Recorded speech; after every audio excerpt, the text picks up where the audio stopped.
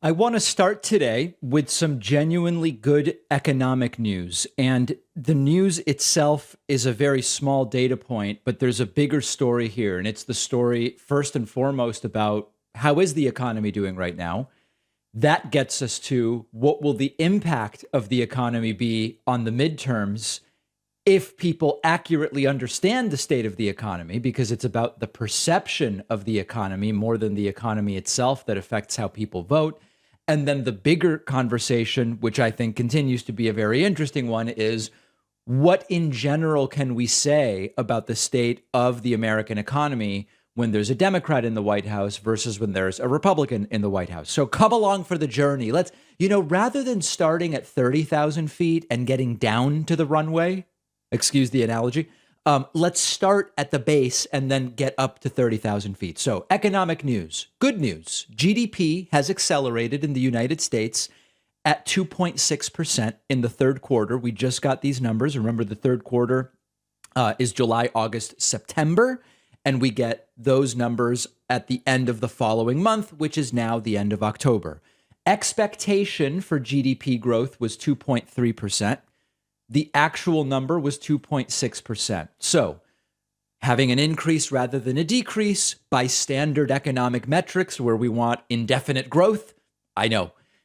It's good to have GDP growth. And then when it is better than the expectation, then it is considered even better. And indeed, the stock market is reacting to this quite favorably. As of this particular moment, when we are filming, the Dow Jones Industrial Average is up over 500 points. And we will see where the day finishes out. A narrowing trade deficit and increases in consumer spending and government outlays boosted the number, all normal. A sharp pullback in housing subtracted from the number, part of a broader decline in private investment.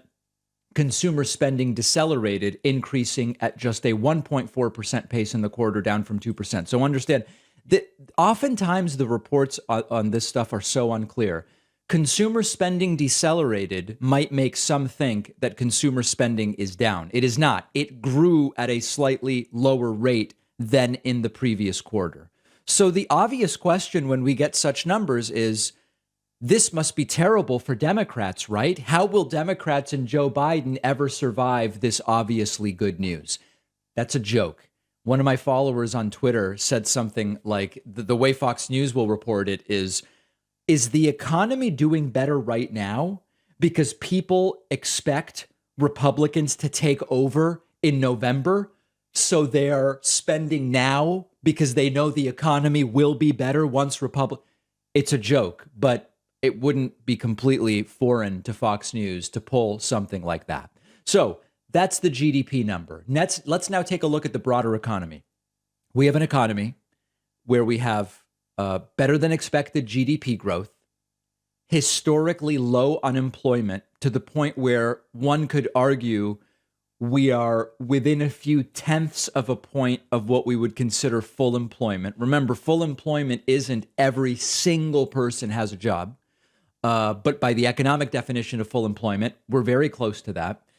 Consumer demand continues to grow, albeit at a slightly slower rate than it did in the second quarter.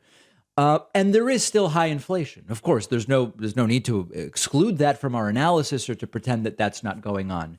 So it's becoming very difficult to make the case that this is a terrible economy, but Republicans are still doing it. And that's what gets us to the impact on the November election.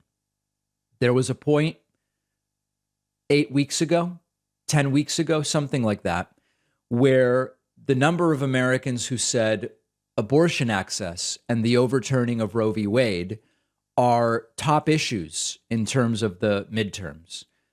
That has diminished and has been supplanted by the economy, which at the end of the day, in most elections, it's the economy that regularly rates as the most important issue.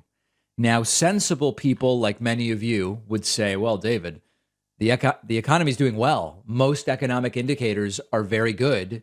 Inflation's high, but everything else looks great. Clearly, on the strength of the economy, Democrats are going to do really well in November, right?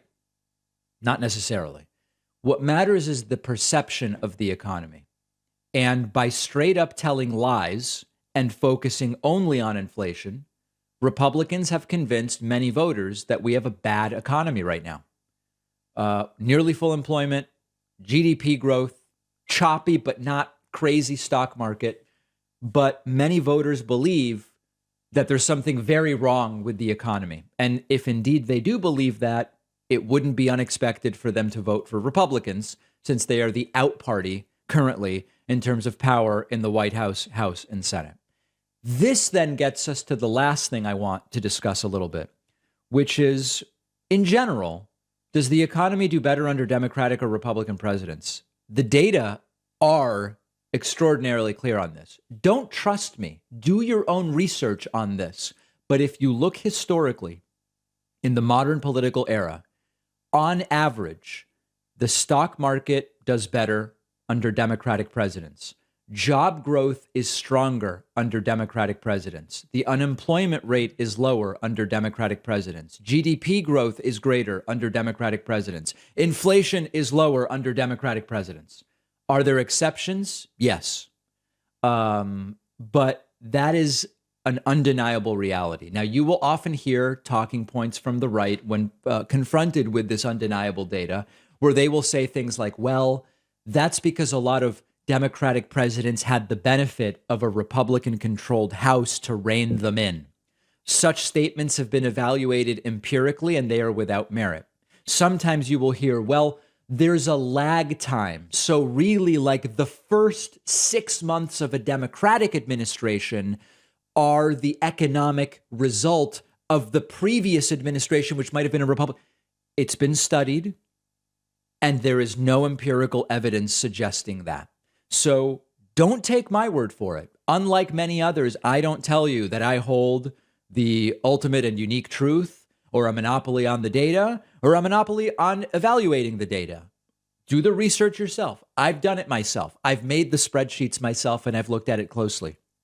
And unless I have lost every ability to interpret even the most basic data, this is the reality that I've presented to you. Fact check me. Tell me if you find something different.